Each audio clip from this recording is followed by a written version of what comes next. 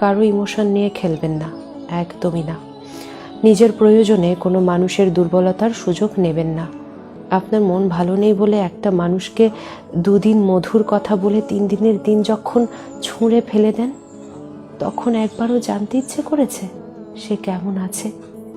Time pass হচ্ছে না, bore হচ্ছেন বলে একটা মানুষকে ঘর বাঁধার কথা বলে অন্য কোথাও যখন ঘর বেঁধে নিচ্ছেন, তখন নিজের ব্যক্তিত্বের উপর লজ্জিত হতে শিখুন।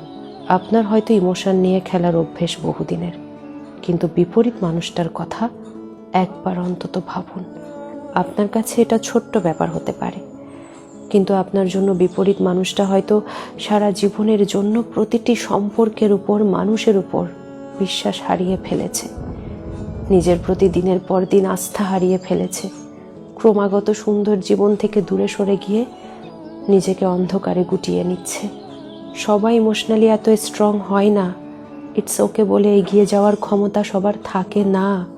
হার্ট ব্রেক মেনে নেওয়ার সাহসটুকু সবার নেই বলেই বোধহয় অল্পতেই কিছু মানুষ সব ছেড়ে চলে যেতে চায়।